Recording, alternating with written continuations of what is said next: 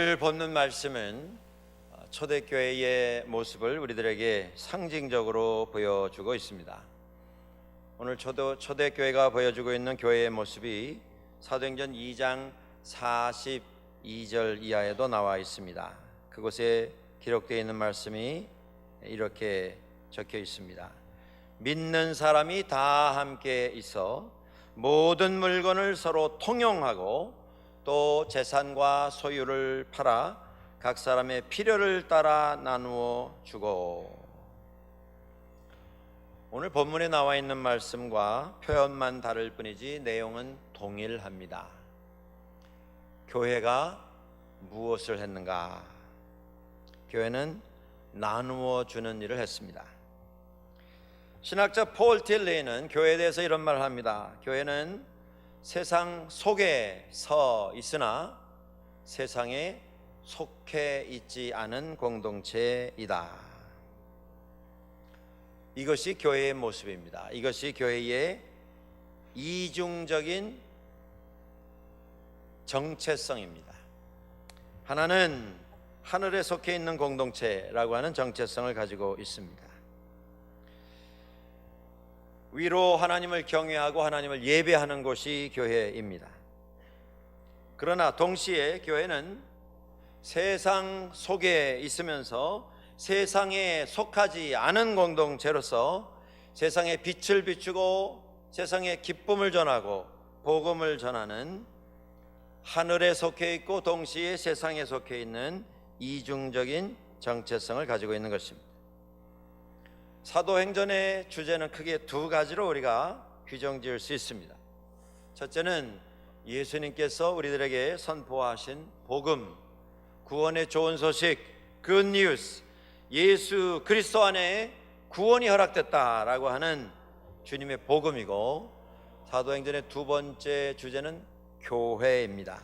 그 복음을 받아들인 사람들이 모여서 형성된 교회라고 하는 공동체가 도대체 세상에 어떤 모습으로 자리 잡아야 하는가? 세상에서 진정한 하나님의 복음을 받은 사람들의 모임이 무엇을 해야 하는가? 이 두 가지가 사도행전의 주제입니다. 오늘 말씀을 통해서 우리는 이 질문에 대해서 다시 한번 대답을 찾게 됩니다. 우리 교회는 어떤 모습으로 21세기 속에 서 있습니까? 우리 교회는 지금 무엇을 하는 공동체로 이 밴쿠버에 자리 잡고 있는가 하는 것입니다. 32절 말씀에 믿는 무리가 한 마음과 한 뜻이 되어 모든 물건을 서로 통용하고 자기 재물을 조금이라도 자기 것이라 하는 이가 하나도 없더라. 교회가 모여서 나누어 주는 일을 했습니다. 나누는 일을 했습니다. 세상은 이 일을 잘 하지 못합니다. 더 많이 가지려고 하지 나누려고 하지 않습니다. 교회는 세상과는 정반대의 모습을 가지는 그러한 공동체입니다. 우리는 흩어지기 위해서 모입니다. 주기 위해서 모읍니다. 섬기기 위해서, 낮은 자가 되기 위해서 배우고 낮은 자가 되기 위해서 훈련을 받습니다. 교회가 세상을 향해서 무엇을 해야 하는가? 첫 번째, 우리가 초대교회로부터 받는 교회는 하나 되는 그러한 모습을 세상에 보여주었다라고 하는 점입니다. 믿는 무리가 한 마음과 한 뜻이 되었습니다. 교회를 우리가 공동체라고 부릅니다. 개인이 여럿이 모여서 한 그룹을 이룬 것입니다. 단체를 이룬 것입니다. 그 공동체라고 하는 이름 속에 가장 중요한 내용이 무엇이냐면 하나됨입니다. 하나됨. 얼마나 많이 모였는가 중요하지 않습니다. 얼마나 큰 숫자와 예산을 운영하는가 의미가 없습니다. 그것보다 더 중요한 것이 있는데 그것은 하나됨입니다. 어떻게 그렇게 많은 사람들이 모여서 한 마음 한 뜻이 될 수가 있겠습니까? 이 말씀은 모든 사람들이 똑같은 생각, 똑같은 꿈을 가져야 한다, 그런 뜻은 아닙니다. 우리는 다 다릅니다. 하나님이 그렇게 지으셨습니다. 우리를 다 다르게 지으셨습니다. 그런데 다른데도 불구하고 마음이 하나 되고 뜻이 하나 되는 공동체, 그것이 교회입니다. 이 세상은 의견이 난무합니다. 주장이 난무합니다. 서로 자기 주장이 옳다고 그렇게 고집합니다. 그래서 나눔이 있고 다툼이 있고 당이 지어지고 파가 갈립니다. 교회에도 다른 의견이 있을 수 있습니다. 우리는 다 다릅니다. 그래서 생각도 다릅니다. 그러나 우리가 주 안에서 하나가 되는 것입니다. 그게 교회입니다. 캐나다에 와서 목회하면서 주변에 만나는 우리 백인 목사님들, 동료들과 말씀을 나누는 중에 한국 교회에 대해서, 한국 교회를 아주 잘 알고 있는 목사님들로부터 농담 반 진담 반으로 이런 말씀을 가끔 듣습니다. 한국 교회의 상황을 너무 잘 아는 목사님이 이런 얘기를 합니다. 한국 교회는 예수와 그리스도가 서로 다투는 교회라면서요, 그런 이야기를 합니다.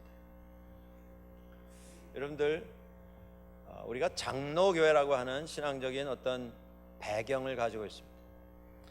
한국의 개신교회 교단 가운데 제일 큰, 숫자적으로 제일 크고 역사가 오래된 교단이 장로교회 교단입니다. 그런데 이 장로교회에 대한 예수교 장로교회가 있고 대한 그리스도교 장로교회가 있습니다.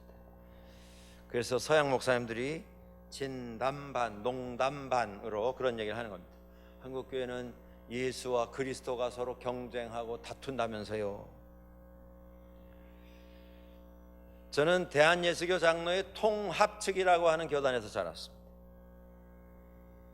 근데 거의 같은 역사를 가지고 있는 또 하나의 큰 교단이 있는데 대한예수교 장로회 합동측입니다.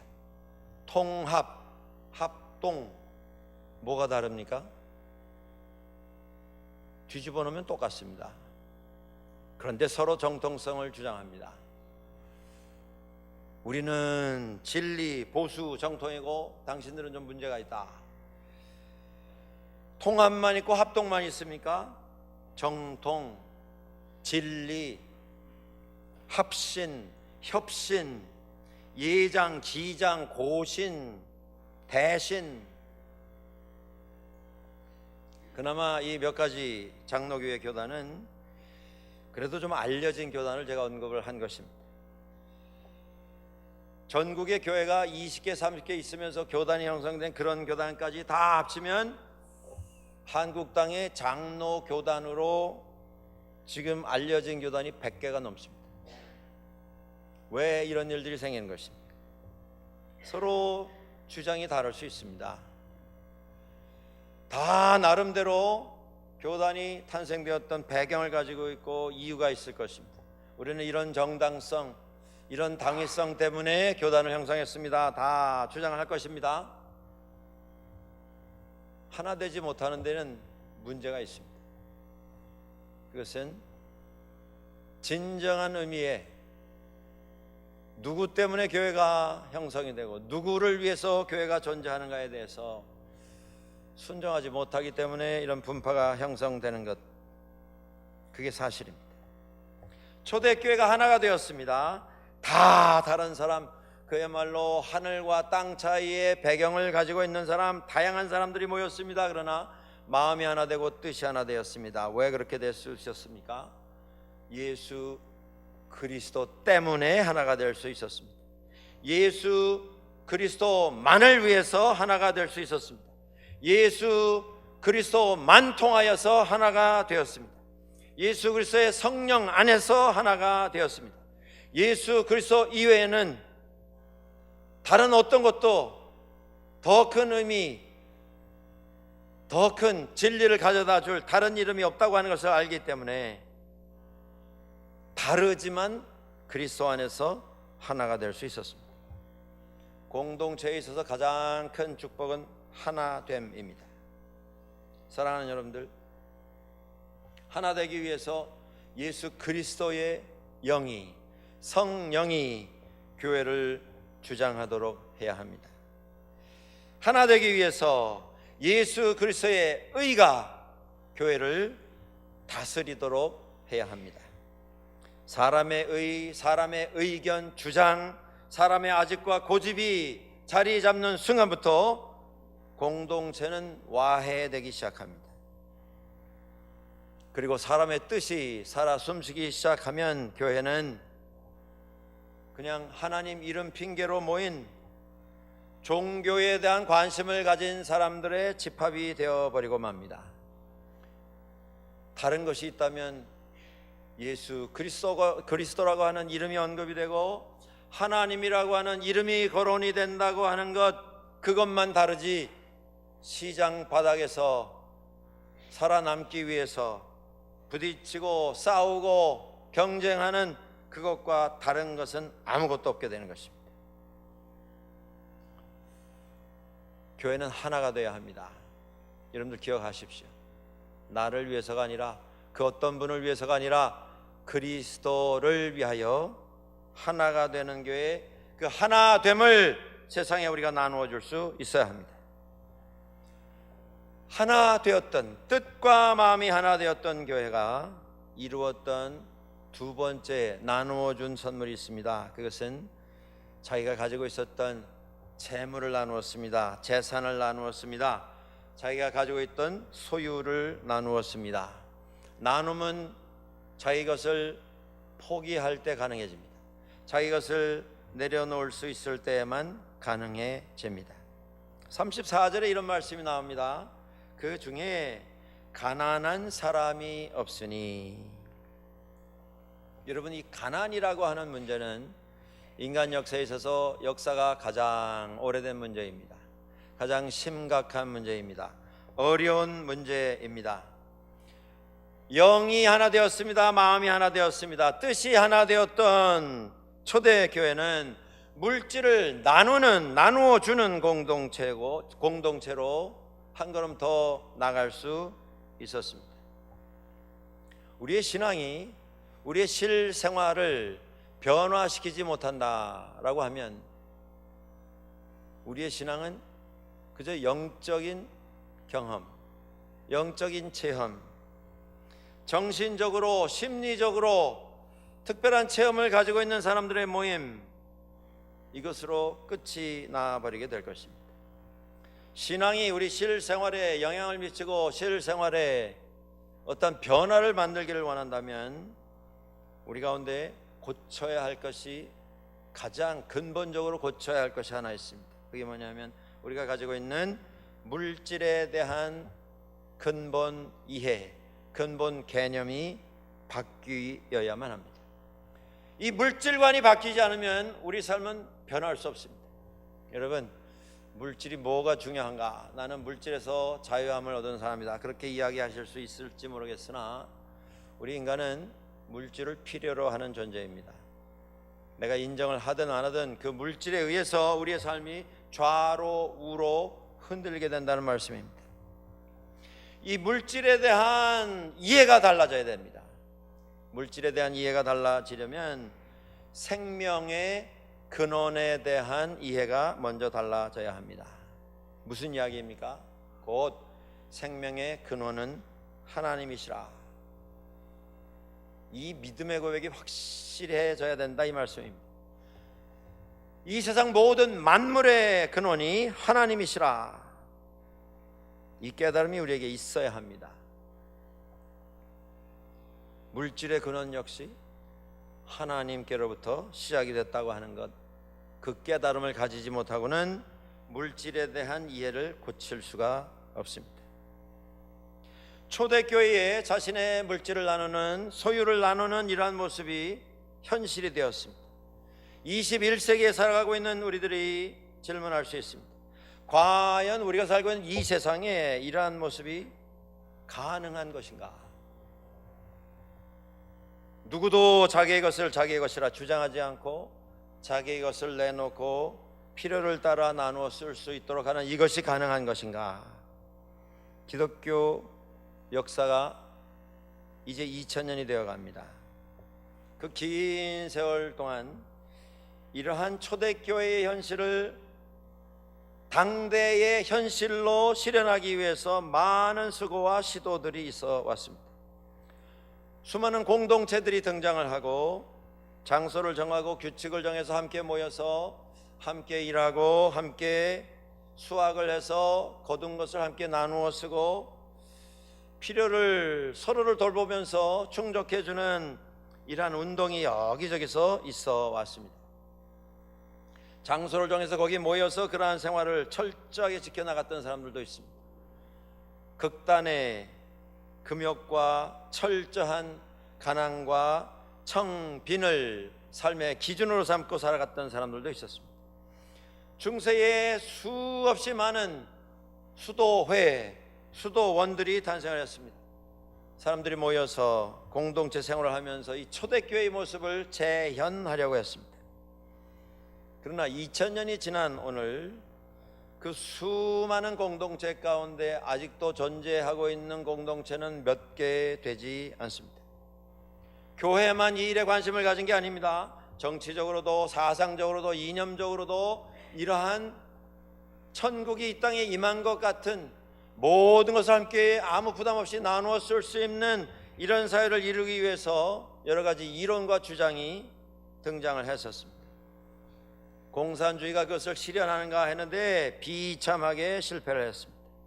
20세기, 21세기에 들어오면서 공동체 형성에 대한 관심이 다시 부활이 되고 있습니다. 그러나 이것이 쉽지 않습니다. 한 40여 년 전에 70년대 말에 한국 교회에 새로운 신선한 충격을 주었던 이런 사건이 있었습니다. 둘의 공동체라고 하는 이런 공동체가 탄생을 했습니다. 그곳에 모여서 공동체 생활을 시작했던 분들의 배경은 서울 시내에 가장 어려운 삶을 살고 있었던 넝마주의, 그 일을 했던 분들이 모여서 둘의 공동체가 형성이 되었습니다.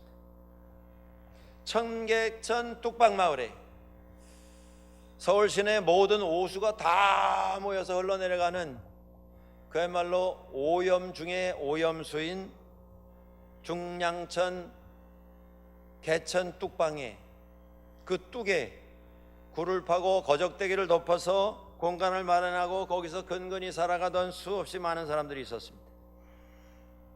그들에게 도전했습니다. 복음으로 도전한 것입니다. 한 번 사는 인생을 우리가 여기서 이렇게 조상탄만하고 가난만 원망하다가 그냥 마칠 수 없지 않은가. 이것이 우리의 현실이라고 한다면 이 현실을 우리가 우리 자손들에게 대물림할 수는 없지 않겠는가. 우리도 미래에 대한 꿈을 가지자, 새로운 삶을 시작하자, 새로운 인생을 시작하자 도전했습니다. 복음 안에서 그들에게 새로운 비전을 제공한 것입니다. 그때 그 일에 그 초청에 반응했던 사람들이 서울 시내 소망 없는 암담한 삶을 떠나서 광양만에 있는 간척지로 집단 이주를 하고 둘의 공동체라고 하는 공동체를 세우고 거기 모여서 땅을 일구며 농사를 짓고 생업을 해결하기를 시작했습니다. 그 일을 주장하고 그분들을 인도했던 분이 김진홍 목사님입니다. 한 40여 년 전에 그곳을 방문했습니다. 우리 신학교에서 같이 공부하던 젊은이들이 같이 방문했을 때 김진홍 목사님을 만나서 이런저런 이야기를 하시면서 그곳에서 둘의 공동체를 세우면서 있었던 실패담 하나를 우리와 나누어 주셨습니다. 정말 소망이 없고 거친 삶을 살았던 사람들이 꿈과 소망을 가지고 새 간척지에 이주를 해서 집을 짓고 밭을 일구고 아이들을 가르치면서 기쁨에 찬 보람에 찬 생활을 했습니다. 식사를 큰 식당을 마련해서 한자리에 모여서 같이 식사를 했습니다. 그런데 식사하는 동안 어느 날 사건이 일어났습니다. 공동 식사, 아주 간단한 식단이 마련이 됩니다. 밥하고 국하고 김치 하나, 반찬 한두 개. 그런데 그날 특식이 올라왔습니다. 밥상에 갈치구이가 올라왔습니다. 그때가 아마 갈치철이었던 것 같습니다. 식사 시간이 되었는데 보기 쉽지 않은 갈치 도막이 올라왔을 때 한 분이 갈치가 담긴 접시를 드르륵 하고 끌어갔습니다. 옆에 앉은 자기 자식 앞에다 갖다 놓았습니다. 건너편에 앉았던 분이 그 모습을 보았습니다. 화가 났습니다. 저게 도대체 양식이 있는 인간인가, 상식이 있는 인간인가. 아무 말 하지 않고 끌어간 접시를 확 당겨서 옆에 앉은 자기 자식 앞에 끌어다 놨습니다. 반대편에 처음 접시 끌어갔던 사람이 째려보더니 다시 접시를 끌어갔습니다. 한 두세 번 접시가 오고 가다가 호흡이 거칠어지고 감정이 나오면서 욕설이 터지기 시작했습니다. 네가 인간이냐? 욕설 끝에 멱살을 잡기 시작했고 주먹이 날아다니기 시작했고 치고 받고 엉켜붙어서 뒹굴기 시작했고 엉망진창이 됐습니다. 그 일을 보던 많은 사람들이 실망하고 좌절했습니다. 우리가 그래도 꿈을 가지고 비전을 가지고 미래를 세워보겠다고 자식들은 우리의 이 저주와 같은 가난을 대물림하지 않겠다고 작정을 해서 여기까지 이사를 나왔는데 이게 무슨 꼴인가. 많은 분들이 그날 상처를 받고 실망하고 좌절하고 짐 싸가지고 다시 있던 자리로 다 떠나버렸습니다. 여러분들, 이 일이 왜 생긴 것입니까? 그들에게 꿈이 없었습니까? 소망이 확실하게 전달이 안 된 것입니까? 비전으로 도전하는 사람이 없었기 때문입니까? 그들을 인도해서 그 먼 곳까지 짐 다 싸들고 바다에다 흙을 부어 만든 간척지에 이주하게 했던 그 리더십에 문제가 있는 것입니까? 물질관이 변하지 않았습니다. 꿈도 있고 소망도 있고 비전도 있었습니다. 그러나 물질관이 변한다고 하는 것, 이게 쉽지 않기 때문에 이런 일이 일어난 것입니다. 이스라엘 백성들이 출애굽했습니다. 가나안 땅에 들어가게 되었을 때 하나님께서는 각 지파에게 이스라엘 땅, 가나안 땅을 분배해서 지파마다 땅을 차지하도록 허락을 하셨습니다. 땅을 배당받은 지파들은 또 받은 땅을 가정 단위로 나누어서 각 가정에 땅을 배분을 했습니다. 삶의 터전을 마련을 해 준 것입니다. 이스라엘의 새로운 삶이 시작이 되었습니다. 정착하였고 더 이상 짐을 싸지 않아도 됐습니다. 농사에서 안정된 삶을 살 수 있었습니다. 그런데 중요한 것은 땅을 차지했던 이스라엘 사람들에게 하나님께서 그 땅에 소유권을 나누어 주신 것이 아니라 사용권을 위임하셨다라고 하는 점입니다. 물질이라고 하는 것은 근본적으로 하나님의 나라와 하나님의 뜻을 이루기 위하여서 우리 사람들에게 사용권을 부여해서 맡겨주신 것이지, 소유권을 허락을 하셔서 이것은 이제 내 것이니 내 마음대로 내가 원하는 대로 소원대로 다 쓰고 다 이루어라, 그런 목적으로 주신 게 아니라고 하는 것, 이걸 깨달아야 합니다. 엄격하게 말하면 우리 사람에게는 원래 우리의 것이라고 하는 것은 존재하지 않습니다. 하나님께서 관리하도록 맡겨주셨을 뿐입니다. 이게 청지기 정신입니다.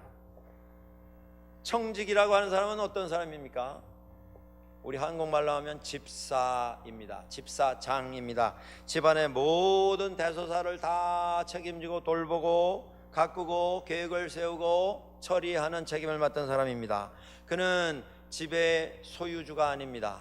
그 집의 살림을 맡아 관리하는 사람일 뿐입니다. 그러나 이 모든 것이 내 책임이라고 하는, 이 모든 것이 마치 자기의 소유인 양 정성을 가지고 돌보는 일을 감당하는 사람이 청지기입니다. 이 깨달음이 우리에게 있는가라고 하는 것입니다. 우리 믿는 사람들은 철저히 청지기 정신을 회복받아야 합니다. 그래야만 우리의 물질 생활에 행복이 찾아올 수 있습니다. 사람은 정말 이기적인 존재인 것 같습니다. 사람은 자기 손에 들어온 것을 내놓기를 기뻐하지 않습니다. 계속 움켜쥐려고만 합니다. 그렇게 쥐고 그렇게 붙잡다가 그것이 쓸모없는 것이라는 것을 깨달을 때에, 그러면 이제 붙잡았던 것을 내주는가? 제 경험에는 그렇지 않은 것을 더 많이 봤습니다. 저건 필요가 없을 것이 확실한데도 그걸 내놓지 못합니다. 가지고 있다가 버리면 버릴지언정 남을 위해서 내놓지를 못합니다. 가지고 있다가 썩어서 버릴지언정 남을 주기를 싫어합니다. 여러분, 그게 인간입니다. 청직이라고 하는 사람은 어떤 사람입니까? 내 것은 없다, 하나도 없다, 그걸 깨달은 사람입니다. 그 사람이 행복한 사람입니다. 두 번째, 내가 가지고 있는 모든 것은 다 흙으로 돌아갈 것이다, 그걸 깨달은 사람입니다. 욥이 고백하지 않았습니까? 내가 부모로부터 적신으로 왔사오니 이제 적신으로 돌아갈 것이라. 벗은 몸으로 왔다가 벗은 몸으로 흙으로 돌아갈 존재가 인생이라는 말씀입니다. 우리 한국 속담에도 그런 표현이 있지 않습니까? 공수래, 공수거. 저는 세상 떠나시는 분을 지켜본 그런 경험이 몇 번 있었습니다. 그분들을 보면서 제가 깨달은 게 있습니다. 세상 떠나시게 될 때 영화에 보면 꽉 손을 쥐어서 나중에 손을 펴보니까 거기 뭐가 담겨있는 이런 장면이 가끔 연출이 됩니다만은 그건 영화나 소설에 나오는 이야기고, 세상 떠나실 때는 누구나 다 손을 펴니다. 그게 인간입니다. 아무리 잡으려고 해도 잡혀지지 않습니다. 그게 인생의 마지막 장면입니다. 손이 펴집니다. 붙잡았던 그 모든 것 다 놓게 된다는 말씀입니다. 오늘 제가 감히 여러분들에게 말씀드리고 싶습니다. 세상 떠나게 될 그 순간, 그때 할 수 없이 손을 펴는 일이 없게 되기를 원합니다. 지금 펴십시오. 그렇게 움켜쥐려고 평생을 살다가 할 수 없이 놓게 되는 그것이 우리의 인생의 마지막 모습이 되지 않기를 원합니다. 지금 놓으십시오. 지금 돈 이야기를 하고 있는 것이 아닙니다. 여러분들, 재물 이야기하고 있는 게 아닙니다. 내 명예, 내 체면, 내 생각, 내 주장, 내 지식, 내 신앙적인 배경, 업적, 특별한 체험 다 놔야 합니다. 그렇지 않으면 우리가 세상에 없는 모든 체험, 경험 다 했더라도, 세상에 없는 둘도 없는 것 다 소유했다 할지라도 움켜쥔 것은 많아질지 모르겠으나 우리의 삶의 질은 점점 추락하게 될 것입니다. 불행하게 될 것입니다. 교회는 자신의 것을 내려놓고 자신의 것을 나누는, 재물을 나누어주는 공동체가 되었습니다. 부활을 체험하고 재림을 기다리는 사람들이었습니다. 부활에 대한 소망과 확신이 새로워졌던 사람들입니다. 성령 체험을 한 후에 열매가 무엇이었냐 하면 주는 공동체가 되었습니다. 오늘도 세상은 더 많이 가져야 안전하고 출세한다 강조합니다. 부활을 경험했던 사람들은 재물은 쌓아놓는데 의미가 있는 것이 아니고 잘 아름답게 사용하는 데 의미가 있다라는 걸 깨달았습니다. 재물은 쌓아놓고 그곳에 기대서 안전함을 찾는 것이 목적이 아니라 하나님의 나라와 뜻을 위하여서 아름답게 사용되는 도구가 되어서 도구를 사용해서 주의 뜻을 이루는 것이 목적이라는 것을 알게 되었습니다. 사랑하는 여러분들, 이 물질에 대한 가치관이 달라질 때에 행복은 비로소 시작이 됩니다. 자본주의 사회 속에서 살아가는 사람들에게 이것은 쉬운 일이 절대 아닙니다. 그러나 오늘 우리가 예수 그리스도의 복음 안에서 공동체를 이룬 사람들로서 세상 법칙에 의해서 살아가는 것이 아니라 하나님의 법칙에 의해서 살아가는 사람임을 알아야 합니다. 우리의 시민권은 이 땅에 있는 것이 아니라 하늘나라에 있음을 알아야 합니다. 내가 가장 소중하다고 생각하는 그것을 내려놓고 나누어 줄 수 있을 때에 교회는 이 땅 위에 서 있지만 이 땅 위에 속하지 않은 하늘의 공동체가 될 수 있을 것입니다. 이런 일을 할 수 있을 때에 교회는 세상 사람들로부터 인정을 받게 될 것입니다. 교회는 하나님으로부터 칭찬을 얻고 하나님 앞에 쓰임을 받게 될 것입니다. 사랑하는 여러분들, 이 일을 집행함에 있어서 초대교회가 보여준 지혜가 있습니다. 억지로 하지 않았다는 것입니다. 규칙을 정해놓고 순서를 정해서 이번에는 누가, 다음에는 당신, 그 다음에는 당신, 돌아가는 차례에 의해서 감당한 것도 아니었습니다. 일을 하되 같이 해야 되지, 같이 해야 공평하지 않겠는가 주장해서 10명이면 10조각 내서 하나씩 감당합시다. 왜 몇 사람만 해야 됩니까? 당신 안 하면 나도 안 하겠습니다. 이런 방법도 아니었습니다. 아무도 강요하지 않았습니다. 자진해서 했습니다. 하나님의 영광을 위하여, 하나님의 나라를 위하여 자신의 것을 내어놓았습니다. 누가 무엇을 팔았느냐 관심의 대상이 아니었습니다. 얼마를 내놓았느냐 화제의 대상이 아니었습니다. 그걸 누가 가져갔느냐 알고 싶어 하지 않았습니다. 모든 것이 하나님께로부터 왔고 하나님께 드리는 것이라고 하는 확실한 믿음의 고백이 있었기 때문입니다. 여러분, 우리가 하나님 앞에 예물을 드리면서도 이 물질에 대한 개념이 바뀌지 않기 때문에 시험에 듭니다. 물질을 드리면서도 그것이 여전히 내 재물입니다. 내 물질입니다. 여러분들도 들어보셨을 것입니다. 어떤 교회에 이런 일이 있었습니다. 어떤 목사님이 전화가 와서 상담을 요청합니다. 말씀을 들어보니 그 교회에 오래 신앙생활한 교회에 크게 역할을 감당하는 장로님이 한 분 있으신데 그 장로님이 목회자와 관계가 좋지 않게 되었습니다. 교회와 관계가 어려워지게 되었습니다. 어느 날 이분이 큰 헌금을 하셨는데 이런 관계에 어려워지는 상황이 오래 지속되자 교회에 와서 이런 요구를 했답니다. 그때 교회에 내놓은 그 큰 헌금 다시 환불해 주시오. 여러분, 하나님 앞에 헌금을 드렸으나 물질에 대한 개념이 안 바뀌면 이런 코미디는 어디에서든지 어느 교회에서든지 다시 연출이 될 수가 있게 될 것입니다. 하나님께 드리는 것입니다. 하나님의 뜻을 위해 드리는 것입니다. 물질을 드린 다음에도 이것이 내가 드린 물질이기 때문에 그것에 대해서 영향력을 행사하려고 하는 유혹이 항상 따라다니게 되어 있습니다. 다 내려놓아야 합니다. 초대교회에 나누는, 베풀어주는 그 공동체의 모습은 오늘 다른 형태로 여전히 존재할 수 있습니다.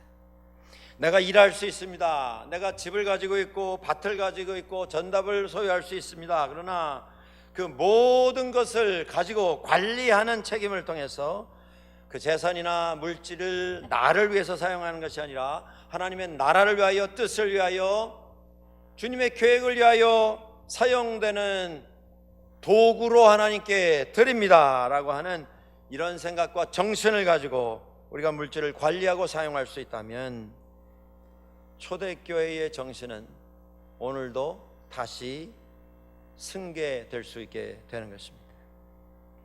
교회도 마찬가지입니다. 여러분들, 교회가 교회를 돕는 일에 앞장을 서야 합니다. 밴쿠버 지역의 한인교회가 한 250교회 이상 되는 것으로 집계가 되고 있습니다. 제가 아는 내용으로는 그 수많은 교회 가운데 재정적으로 자립되어 있는 교회가 20%가 채 되지 않습니다. 그 말은 한 200여 교회가 재정적으로 대단히 힘들다는 이런 말씀입니다. 하나님의 은혜, 그 은혜 속에서 다른 교회보다 그래도 여유 있는 이런 재정을 운영할 수 있는 교회라고 하면 당연히 그렇지 못한 교회에 관심을 가지고 돕는 일을 할 수 있어야 합니다. 어느 시대나 교회 안에는 물질적으로 어려움을 당하고 있는 성도들이 있기 마련입니다. 그런 분들에 대해서도, 우리가 살아가고 있는 이 지역사회에 그런 도움을 필요로 하는 분들을 위해서도 관심을 가지고 그들을, 우리가 가진 것을 좀 나누어 주는 일을 감당할 수 있어야 하는 것입니다. 교회가 물질만 나누어 줬느냐? 아닙니다. 복음을 나누어 주었습니다. 뜻이 하나 되고 마음이 하나 됐습니다. 생각뿐 아니고 실천해서 가지고 있는 재물을 나누어 주는 일을 했습니다. 그리고 복음을 전했을 때에 세상은 교회를 보면서 감동을 받았습니다. 부활을 증언할 때 사람들은 귀를 기울였습니다. 그것이 이론이 아니라 믿는 사람들의 실생활인 것을 그들이 확인했기 때문입니다. 가난이라고 하는 문제가 세상에 가장 오랜 역사를 가지고 있는 인간의 근본적인 문제라고 하는 말씀을 드렸습니다. 지금도 그 문제는 가장 큰 문제로 남아 있습니다. 그런데 그 문제는 이미 해결이 되었습니다. 무엇으로? 부활 신앙을 경험했던 사람들의 결단으로 해결됐습니다. 오늘 우리가 믿음의 공동체로서의 본분이 무엇이고 우리가 마땅히 가져야 할 물질에 대한 이해와 물질에 대한 개념이 무엇인가를 복음 안에서 다시 한번 확인할 수 있다면 오늘 우리의 시대에도 그 어려운 문제에 대한 해답을 찾을 수 있게 될 것입니다. 사랑하는 여러분들, 교회는 주는 곳입니다. 문 닫아놓고 우리끼리 인정받고 우리끼리 칭찬하고 잔치하는 그런 것이 아니라 세상을 향해서 줄 수 있어야 합니다. 하나가 되는 모습을 세상에 전달하는 교회, 가진 것을 털어 세상에게 나누어 주는 교회, 배운 것을 털어 세상을 유익하게 하는 교회, 하나님께서 우리에게 거저 주신 복음을 세상에 나누어 주는 교회, 그 교회가 21세기 이 땅에 세워진 밴쿠버 한인 장로교회에 맡기시는 하나님의 사명인 것을 우리가 함께 기억하고 그러한 교회를 세워나가는 우리 모두가 될 수 있기를 주의 이름으로 간절히 축원합니다.